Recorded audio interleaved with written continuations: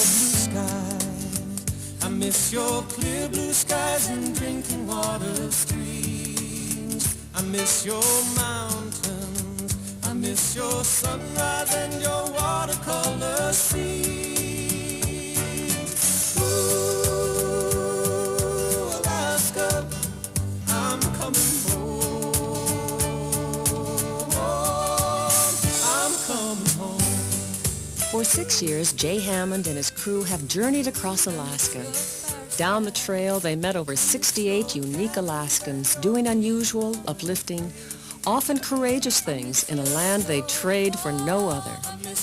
As a pilot, commercial fisherman, writer, homesteader, and former governor, Jay's life mirrors the character and spirit of those Alaskans who have carved out a life to their own design.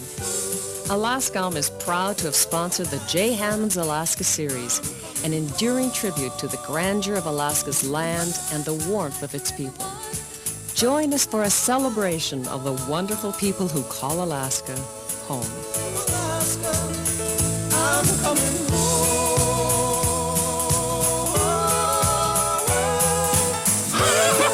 How about that?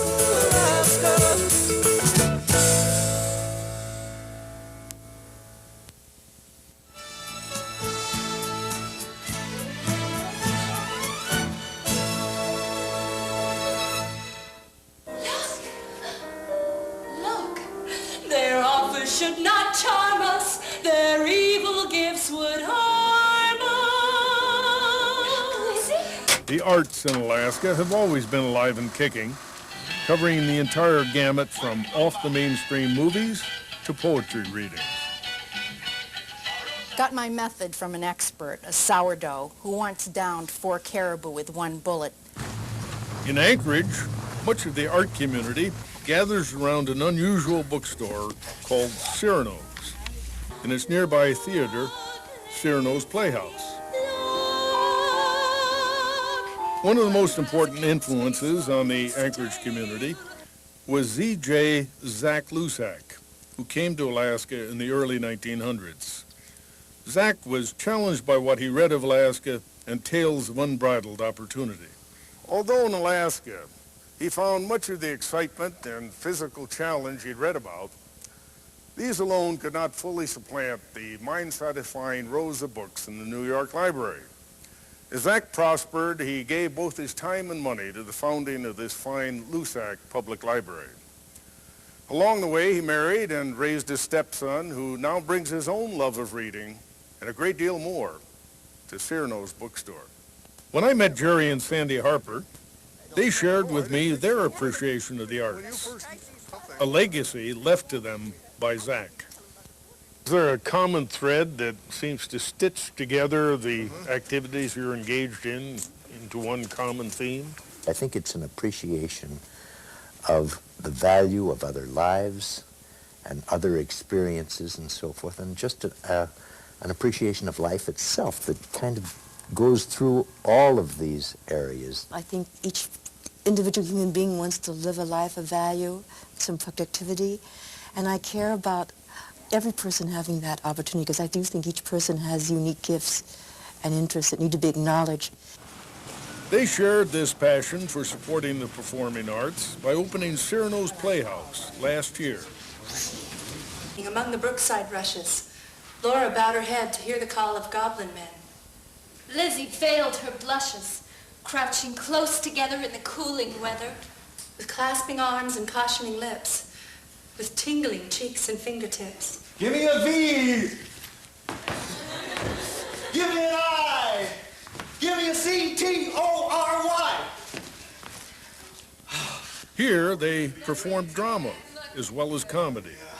We have two resident companies, Toast, which is Tracy Hingston's company, and Pacific Rim is the other company run by Betsy Scott and Jim Orman.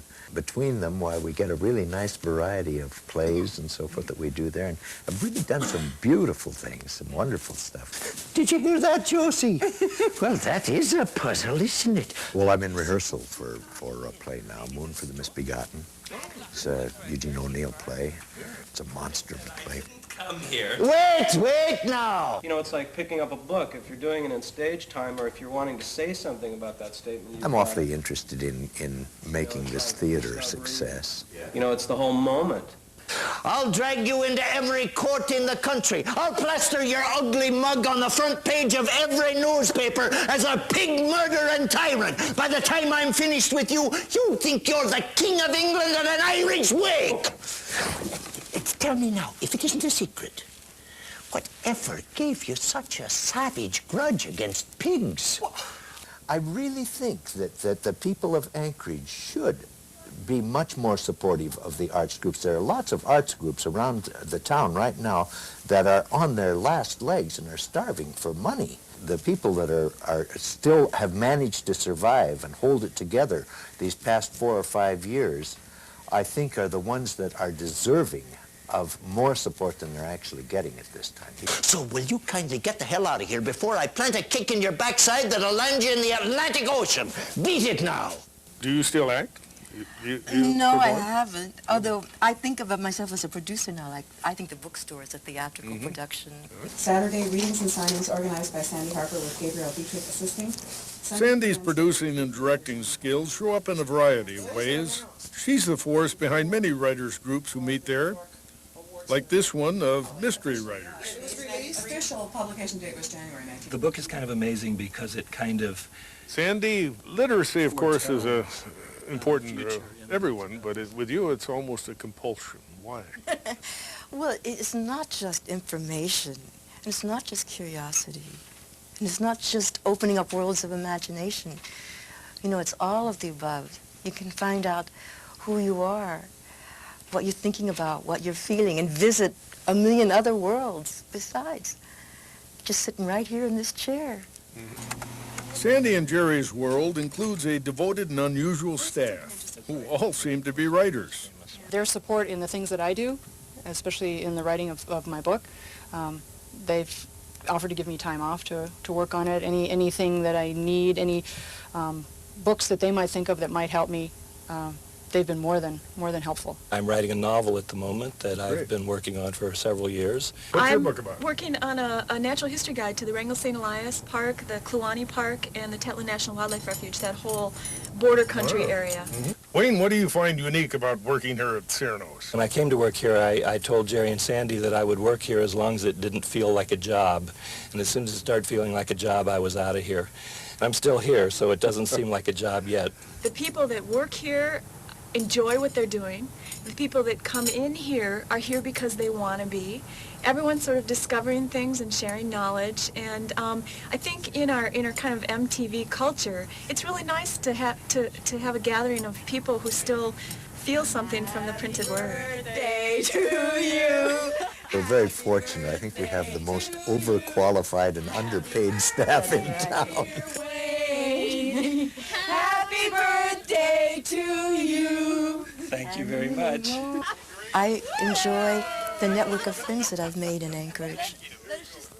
One of the common requirements, apparently, of those who work here at Cyrano's is that they be writing or have written a book. Will there be room for me to be employed here when I have my book? We'd love it.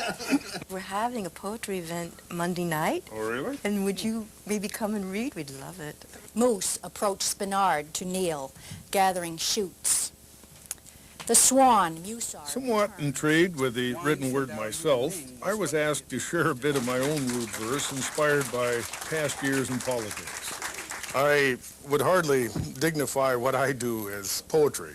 I think the kindest thing and the closest approximation to that was defined by Sheila Toomey for the Anchorage Times, who had done an article in which she said something to the effect that Hammond has an endearing love for truly awful poetry.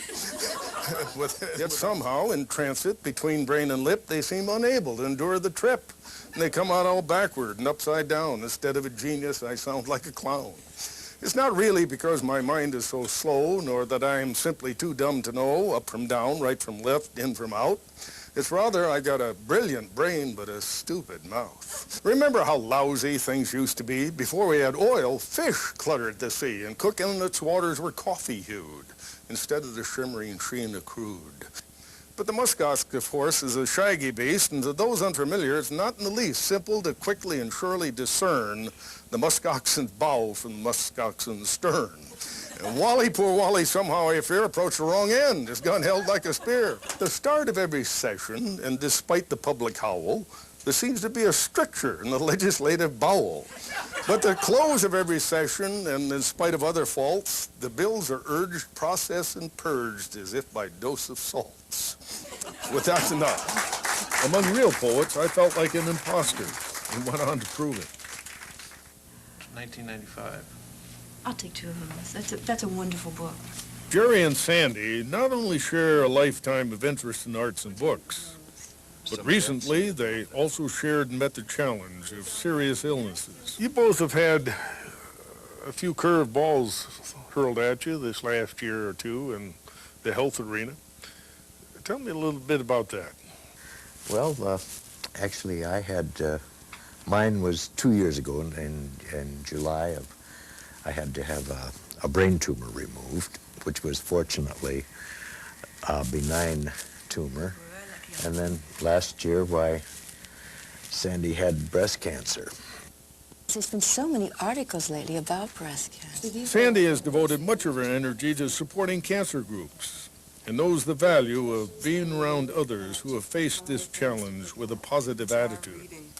Here, she was part of the group which brought up national author and sister cancer survivor, Linda Ellerby. You see, the figure 1 in 9 or 1 in 20 or 1 in 2,000 does not matter if you're the one. It's funny how vulnerable breast cancer makes you feel. One woman wrote to me, she said, laugh to the world and do all your crying in the shower because nobody can hear you and your face will be red anyway. A good time to laugh is any time you can. Thank you. We're having time for the book signing Iditarod weekend here at Cyrano's, she subtly said. And so they laugh at problems which might floor less soaring spirits as they continue to perform and share with others those values which permit them to live full and satisfying lives while endearing them to all those privileged to know them. Time is all there is left, and you perhaps try to make your life more meaningful. I don't know if we're succeeding at it, but we try to, I think. That's all there is time, and our lives are so consumed by things that are really kind of trite. I mean, when you can really have a rich, rich life.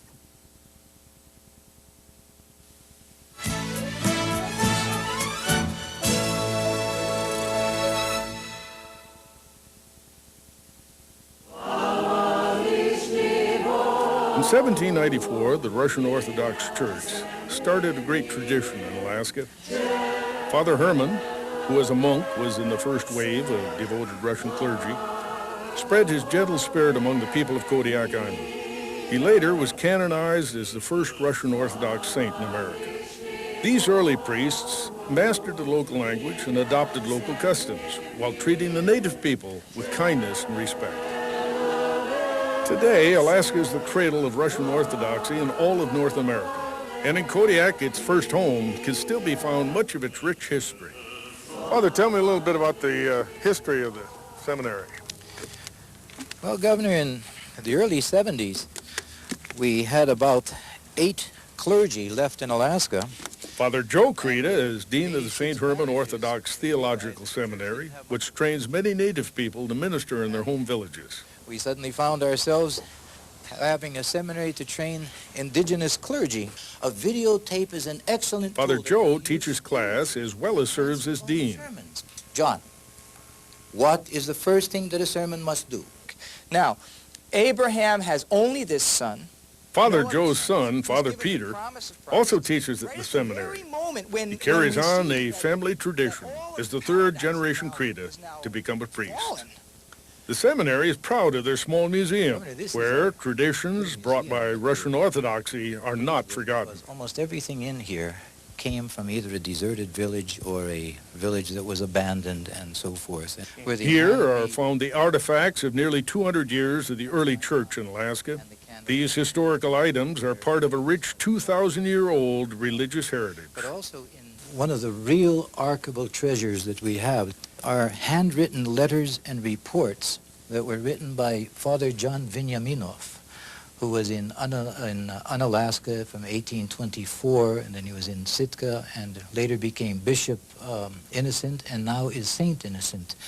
And these are his handwritten reports and letters. These are the originals.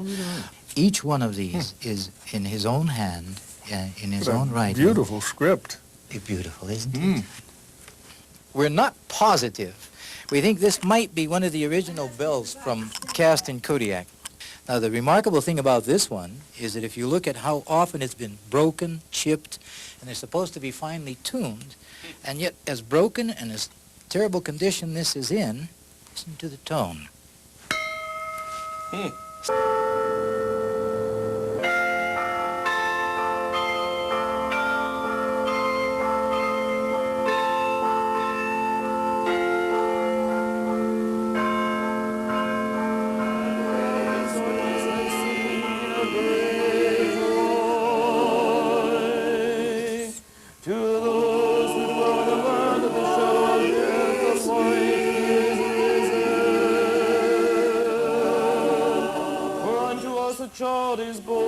We were privileged to be in Kodiak on an exultant occasion in Russian Orthodoxy, Russian Christmas, which begins in early January.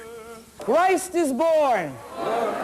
The blessing of the Lord be upon you through his grace and love for mankind, always, now, and ever, and unto ages of ages.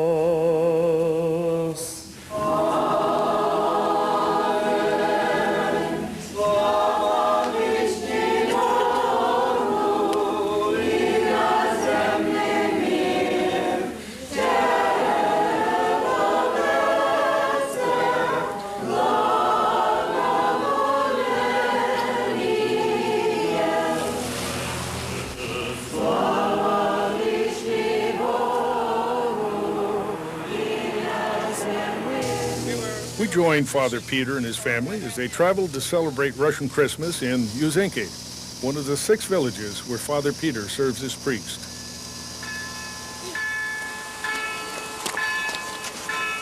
Uzinki is nestled on Spruce Island, where the Russian Orthodox tradition goes back almost 200 years to the first Russian landing.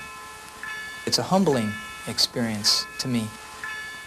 Here, Jay, we have a very special saint of ours. This is, in fact, where the first missionaries came to Kodiak, and you see the work and the seeds that they planted, and that we're heirs to this, you know, to carry it on. In Uzinki here, the patron saint of this church, in a sense, is St. Herman, because he lived on this island. He walked with these people. So when I realized that every service I do is to the ancestors of people who touched, talked, spoke, were, you know, helped in illness by our first saint, I don't know how I was able to stand in the ranks of that kind of lineage. Uzinki is a very unique and wonderful, wonderful place. One of the things that I love about this village is the fact that it's still a village. When you come to Uzinki, you are embraced. You can basically just open the door of a house and immediately sit down, and there's turkey and ham and everything just set. The name of this church is Nativity of Our Lord. The holiday of this church is Christmas. So for the people here in Uzinki, next to Easter, this is the greatest day.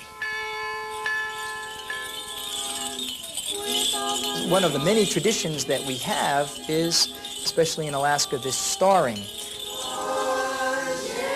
After the Vesper service, we'll come to the center of the church and begin our Christmas caroling.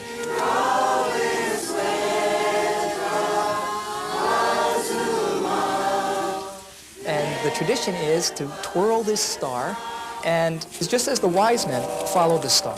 We're going to follow this star to every house. And we're going to walk into every house, and we're going to proclaim the good news that Christ is born. And what will happen is you'll see that on the table there'll be a little bit to eat, a little nourishment, so the house rejoices.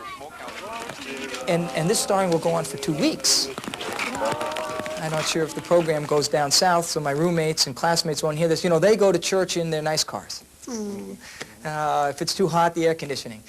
There's nothing beats getting into a Cessna, you know, and kicking it over and going through storms, and then the water, you know, boats rides. I mean, you feel like a missionary. You feel like, you know, what am I doing this for? I'm not doing this for myself. I'm doing it because I love God, and I'm doing it because there are people out in the village that love God. You know, they don't love Peter Kreta, but they need a priest. Any priest that walks through the door is loved, and that kind of joy and that kind of spirit, I'm sure it exists elsewhere, but I know it exists here, and that's what I love. Would you like to see some of the speed this thing does?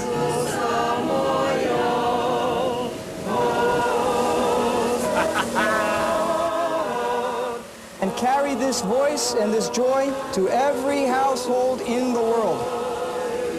Spraznikom!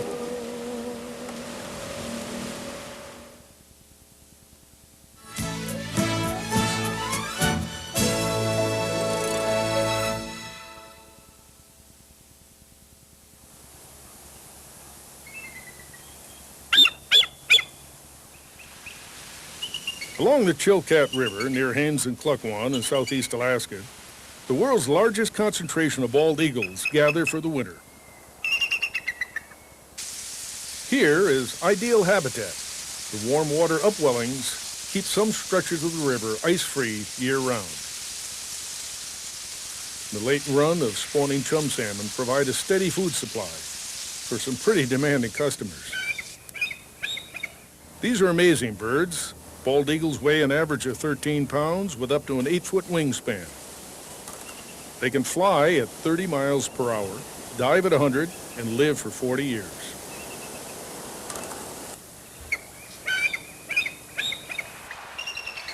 They gather in surrounding cottonwood trees and fly freely over the 48,000 acres just meant for them.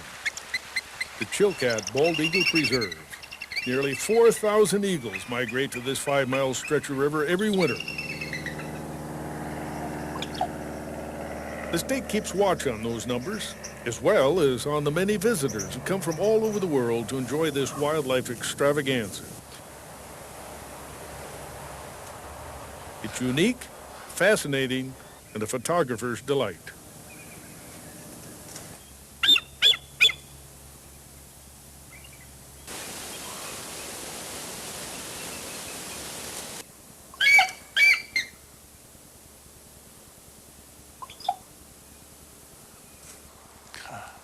A pretty one.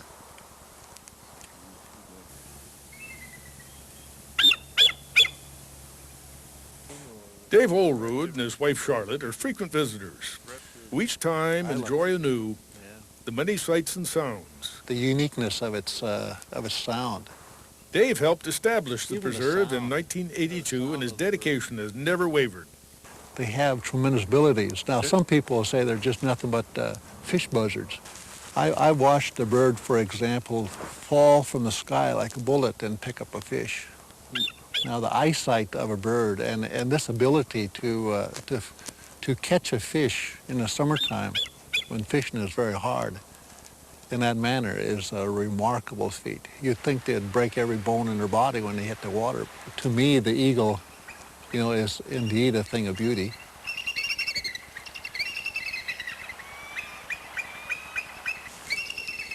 Beautiful bird. Dave and Charlotte have made their home in Haines for nearly 3 decades. Take care. Yep, bye-bye. Charlotte runs Charlotte's Web, a yarn and fabric store, often with the help of their daughter, Sarah. Okay. All right. Thank you. She remembers how they loved Haines from the moment they first saw it. Oh, it was in such a gorgeous setting. It was more beautiful than I'd ever expected. It was a very small frontier town, but we felt very much at home immediately. This is the 375 Winchester. They all are. Dave's sporting goods store, right next door, allows him to remain close to the subject dearest to his heart, his feathered friends.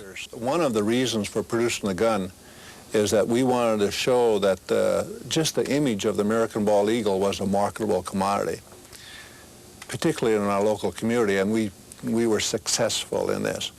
As far as raising funds for the American Bald Eagle Foundation, we had difficulty doing this primarily because of the crash of the gun market at that time.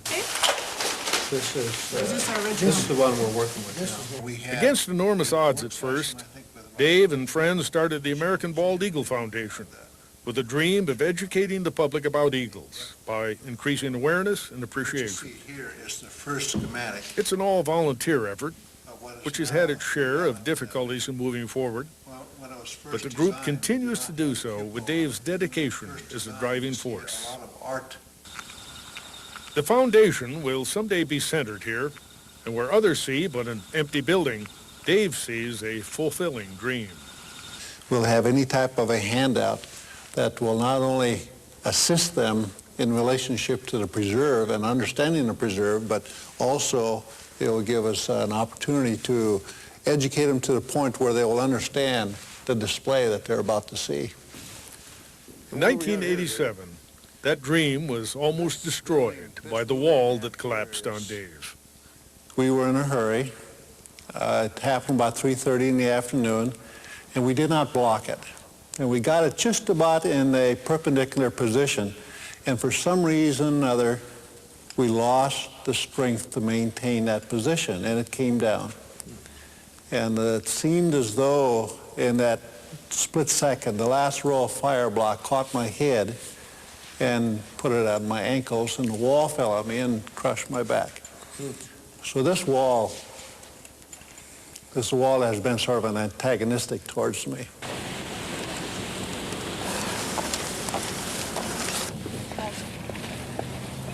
I have found that since I have been incapacitated, I have a tremendous peripheral vision. I have found that you can incapacitate a body, but if the mind is healthy, you can never incapacitate the mind. The mind is always thinking, and in my situation, I've had an expansion of my ability to see. Instead of finding his dream fading in the shadows of that tragedy, Dave found it enhanced both his vision for and appreciation of the eagles. It tells us the health of the environment, and I usually visualize it in the sense of a pyramid. The eagle sits on top of that pyramid, but underneath that pyramid is a sense of strength.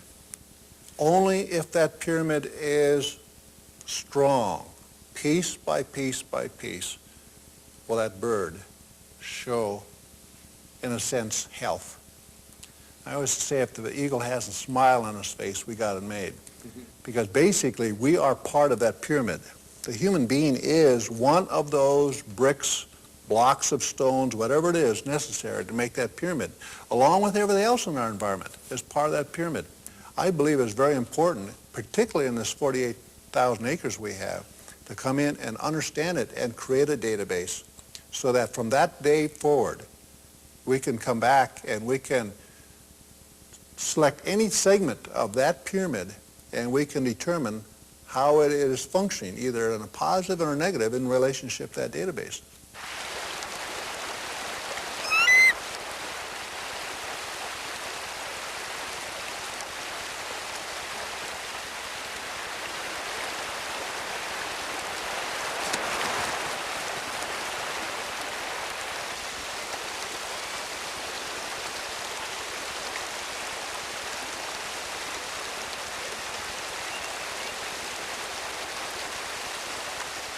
Dave and his family continue to make their home in this beautiful area, and he remains devoted to the protection and celebration of the eagles.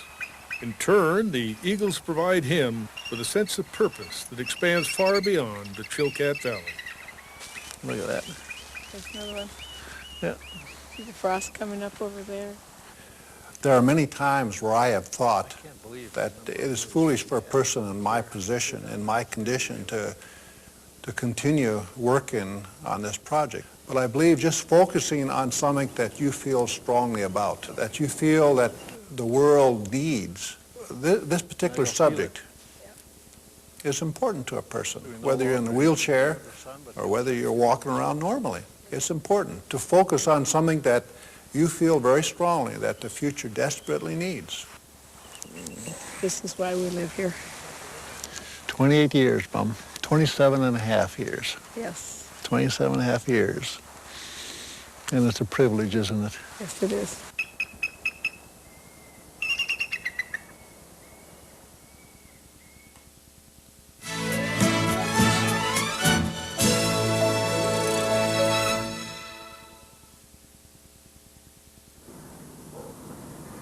It was in 1885 that the families came up here to establish the mission.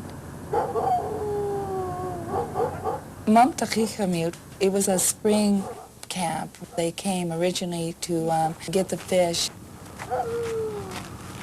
There were 20 people in the, I think it was the 1860 census here in Bethel.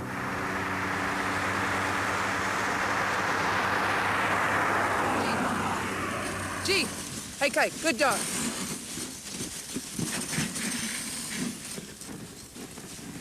Turn of the century, there was one Hoffman, and that was my grandfather, George Hoffman. My uncle was a male musher. My dad was an Eskimo scout.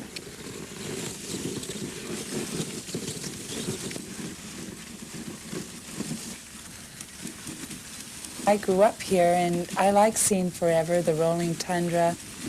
I get a little nervous when I get into trees and mountains.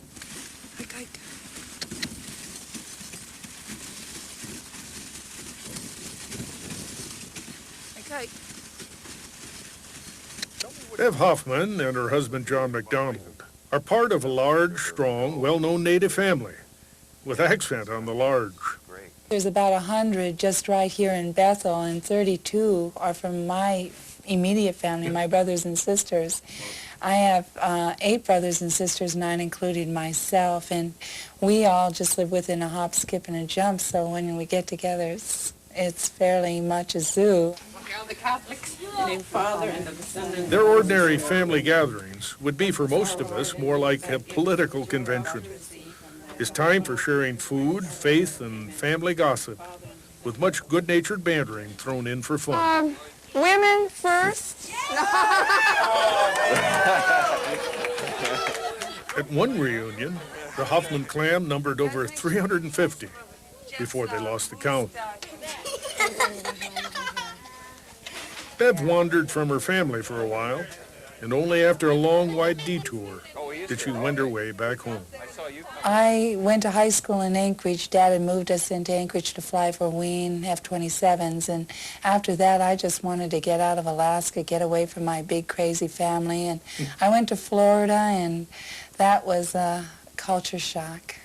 And slowly I started moving west till I went to San Francisco and met John. One of your experiences while in San Francisco was to follow the rock group, Grateful Dead around.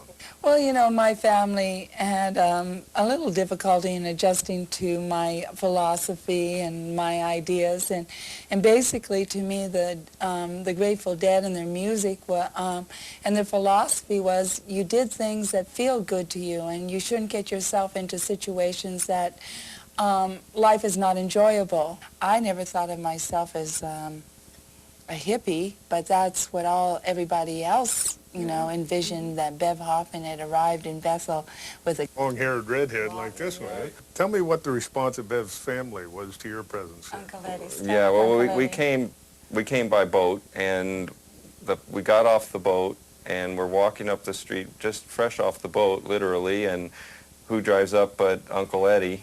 And he was the chief of everything. And I had already warned you. Right, and I was warned. But Eddie Hoffman. Yeah, Eddie Hoffman. Knew him well. Yeah, and he leans out the window and says, "Who in the hell are you? And get a haircut," you know, and so I went and got a haircut. You complied. And then he stuck his hand out, and I'm Edward Hoffman, I'm the chief of everything, you know, and he shook my hand, so, and you could tell he had a good heart.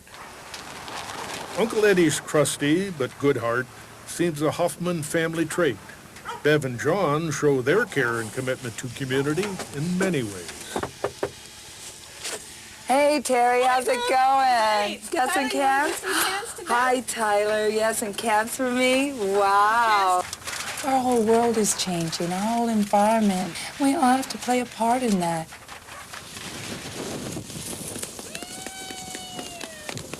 Bev serves as manager of the annual Cusco 300 dog race. She and John take turns racing every year. This year it was John's turn.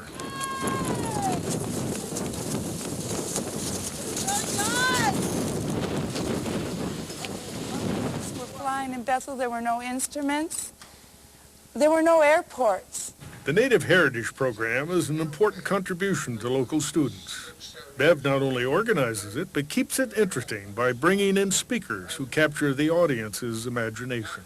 That's another thing that they don't do anymore, that when you land at the whole village doesn't come out and see you anymore.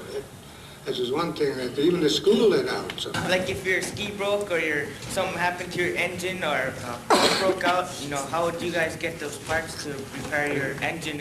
You know, as a pilot, you get to be a mechanic also, so a lot of times we did our own work, and as a matter of fact, there were times that my airplane was down, I didn't know exactly what to do. I called on my competitor over here to see if he had any parts. Sure enough, he'd let me have them, and same way with him. We just helped each other's out. John's contribution to the Bethel area goes out through the airways. He's manager of the KYUK radio and television station, in which John and those who work there take great pride. A little tour of the station.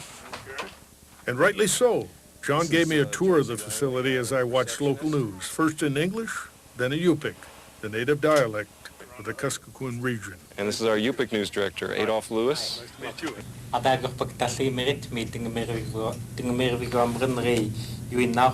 This culture has gone from a very basic native culture pushed into the 20th century in 50 years. This is an important time, and I think it's important. People will want to look back and listen and see these people speak that remembered these things. And that's one of the things at the station that we're really aware of and trying to do is save what these people have to say, and you can sit and look at your ancestors saying them. That's great. So watch who she's got. Oh, foul! Bev and John believe in giving their best shots, both in contributions and in competition. Okay, who's the playmaker? Him. When he goes down, opposite wing has to move up. That means this basketball game was between the boys and girls who just might be their mothers. Rushing our offense. We're running down here for nothing. Set up your offense. And they're just hustling on offense. Hey, Alex got some good shots. Help!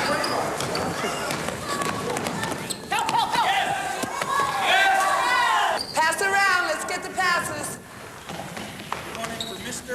Yes. As I was letting all the women win. Oh no, they're out for blood. Hey, you see him, ref? You see this boy? Bev kept close guard on son Colin. Jeez. Leaving soft maternal instincts on the bench, Mom played tough and deadly serious. Look behind you. My family has always played, and now my son is just starting to get into, he's the 8th grade basketball team, and they beat us bad, my team once. So, it's important to get out and play together and play with women.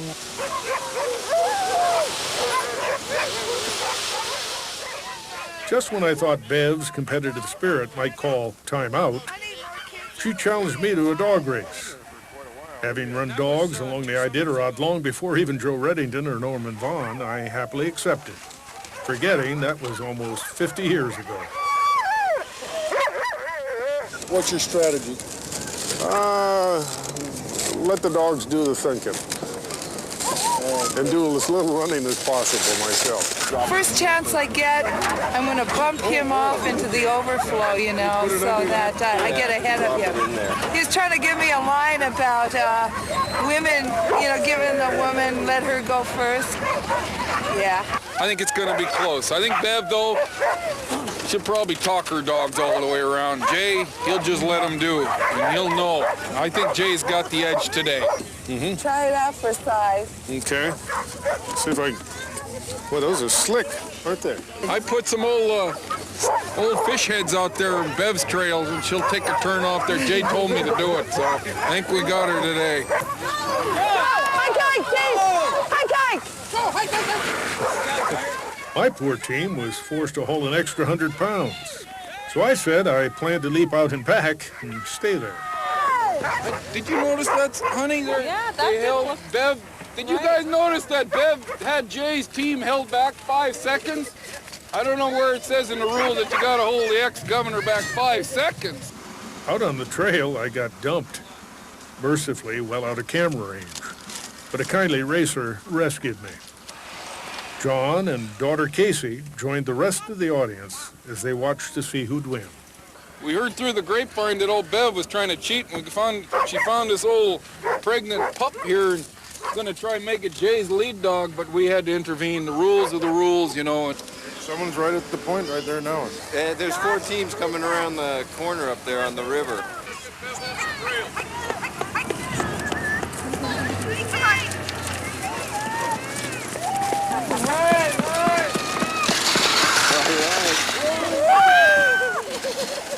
Ever the gentleman, of course, just like Joe and Norman, I gave way and let a woman beat me. Even so, I broke my word and came in second from dead last. You can't tell who's cheating when or where, and we've got to put a halt to this. We've got to have a family meeting. This is not, especially with guests. You know what I really am happy about? And I think a lot of times families, you end up separating and going in different directions, and parents don't get an opportunity to know their children, whether they like it or not, as adults. And I'm real thankful that my mom and dad knew me as an adult. And they knew John, and they met Colin before they passed away. So this is something that needs to be, protected. Her loving interest in her family spreads beyond its current several hundred members. As Bev works with John on the family history, she finds her enjoyment of competition and commitment to the land have deep ancestral roots. He landed in Anchorage, and there was just the one tent in Anchorage, and they went on up to connect with the first horse and cow. And my grandfather, George Hoffman, who was, of course, the responsible individual for all the Hoffmans up and down the Kuskokwim River. There's approximately 300 descendants of George. He had 13 children, and each of them had an average of 7 children. My dad was a charming man. The women loved him. He just was quite the guy about town, and quite a personable guy. We fought till the day he died. Really? Oh, yeah. But we loved each other. I feel, my dad deeded all of his children a lot, and all of his land out here have been passed on to us, and I really believe that if you have land to pass on to your children, they'll come home.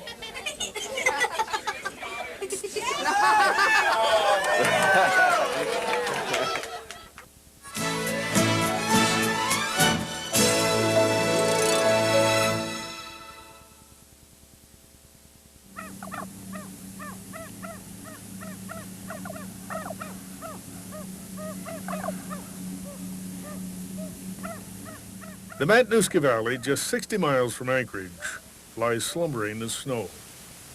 The farms and surrounding pastures seem to hibernate, as if enjoying their well-earned winter sleep.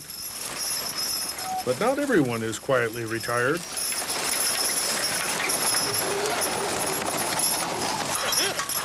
Here, John and Jane Seaman have built an active life year-round, as they run their 400-acre farm called Pitchfork Ranch.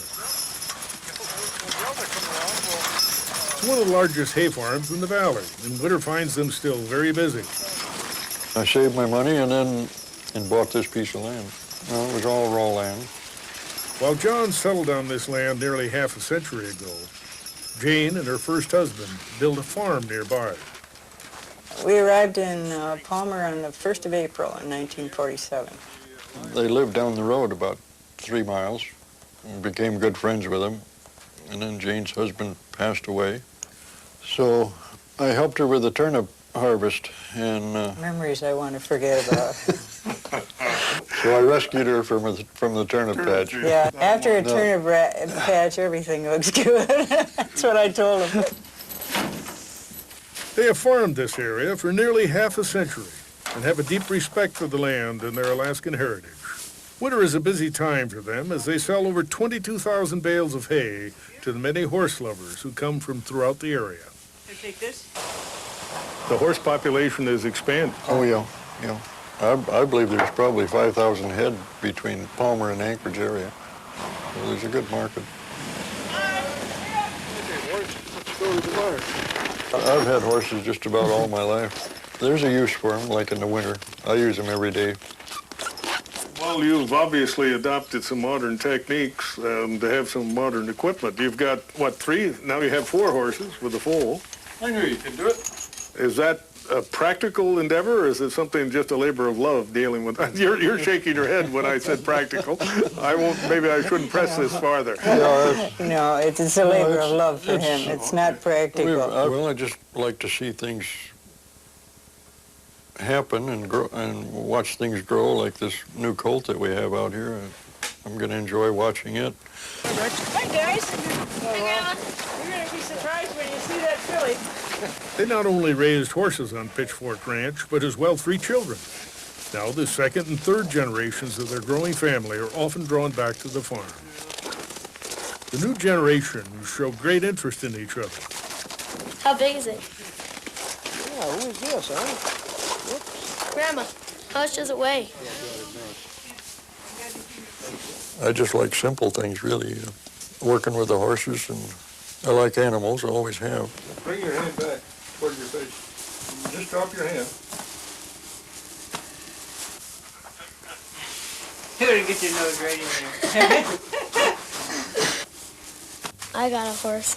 Well, I had a horse.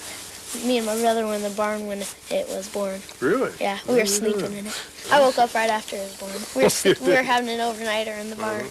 Any of you fellas interested in being farmers? No. No. That happens to a lot of folks who grow up on farms.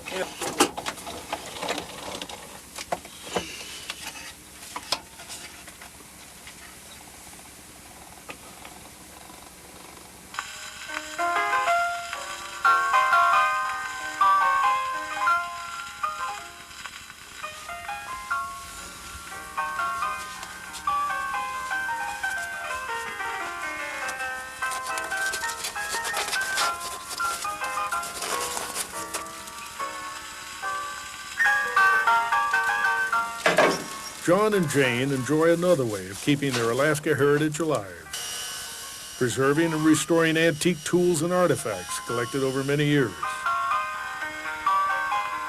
It probably started because I never threw anything away. Jane also creates scenes from those early days with hay-stuffed dummies who sit or lounge about in most unlikely places. Friendly ghosts whose haunting presence does not permit the past to be forgotten.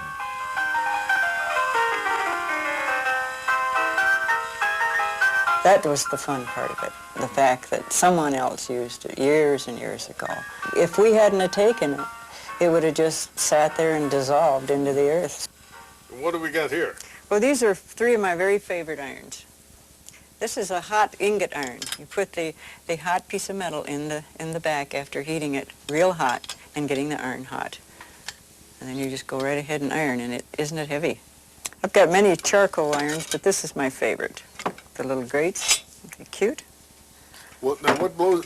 Is the steam coming out of that? Do you put water in it? Oh no, there's smoke that comes out of there. Oh, I see. Okay. Out of here. That's my oldest iron. That's 1870.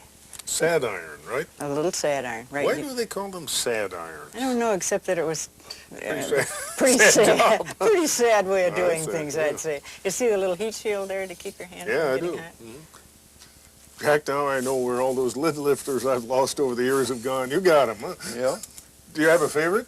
Yeah, this one that I'm holding. I just liked it because that was the very first one, and so I got started collecting them. And everyone's a little different. They all got a little tale to be told. And Well, I'll tell you, I'll know where it comes the next time I lose or break one. okay. See, try this one for. Boy, this one's got the best grip. Oh, yeah. Doesn't it? Yeah. Museums are all right, but it seems like whenever you put something in a museum, it's there and it's never used again. I like to fix them back up and reuse them. This is the old forge from the co-op, early co-op days. I used to crank one of these when I was a kid. Oh, is that right? Yep. Why don't you let me crank on that and you can pull that shoe out and go to work on it. Okay. Should be just about hot enough.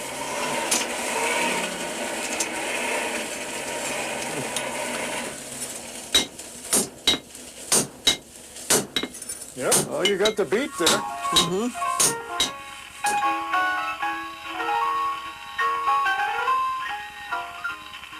John and I, like we were out in the store working the other day with the antiques, and John said, "Are there any ghosts in there?" And I said, "Oh, there's lots of them." Jay, this is what we call the old store. Oh, good. You got a fire in here. We sure need it. Oh. Well, this is it, Jay. All our many years of collecting throughout the bush country of Alaska. Here's something you might find of interest.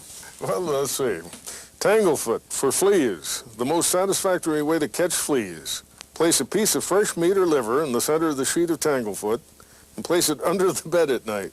The fleas jump for the meat and are caught on the paper.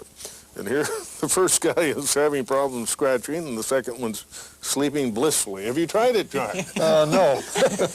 What's this contraption here? This is a seed cutting machine.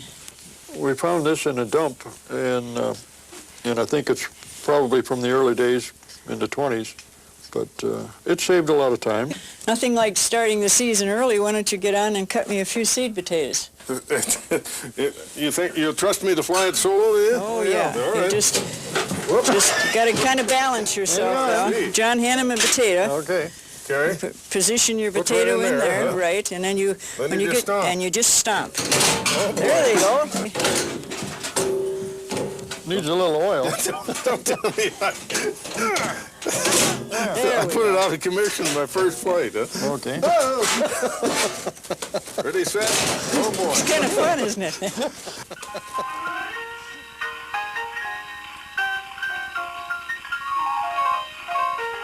I like the ingenuity that they used.